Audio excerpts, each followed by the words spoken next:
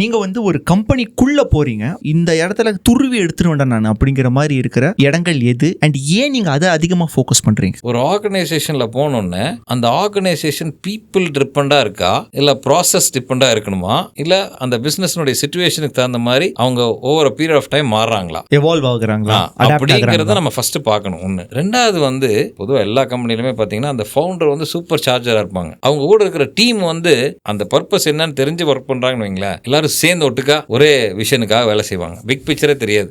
அப்ப எம்டி சொல்றாரு நான் செய்யறேங்க இப்படிங்கிற மைண்ட் செட்ல இருப்பாங்க. அதை மாத்திட்டோம்னு வச்சுக்கோங்களேன். அப்ப அதுக்கு தான் வந்து அந்த எல்லாத்தையும் அந்த மெயினா அந்த கோர் டீம்ல இருக்கிறவங்களை உட்கார வச்சு, நீ எதுக்காக இந்த கம்பெனியில் இருக்கும், அது நெக்ஸ்ட் 5 இயர்ஸ்ல இந்த கம்பெனி எப்படி இருக்கும், அந்த மாதிரி கம்பெனி போகும்போது உனக்கு அந்த கம்பெனியில் என்ன growth இருக்கும், நீ எப்படி வளரலாம் அப்படிங்கிற ஒரு பிக் பிக்சரை காமிக்கணும் ஃபர்ஸ்ட். நிறைய என்டர்பிரனர் ட்ரிவன் கம்பெனியில் இருக்கக்கூடிய ப்ராப்ளம் என்னன்னா, அந்த ஓனர் லெவல்லையே அந்த தாட் ப்ராசஸ்லாம் நின்றும். அவரே டைரக்ஷன் தான் கொடுத்துட்டு இருப்பாரு, நீ இதை செய்ய மற்றபடி அவர் செல்ஃபை டைரக்டே பண்ண மாட்டாங்க. அப்போ இவங்க என்ன இருக்கும், நம்ம ஒரு பயங்கரமா சார்ஜ் பேத்தி நாளைக்கு ஒரு வேற லெவலில் பண்ணணும்னு சொல்லி திங்கக்கிழமை காலையில் வந்தாருன்னா ஃபர்ஸ்ட் எடுத்துன மெசேஜ் வரும், சார் எனக்கு லீவ் வேணும், போயிடும்.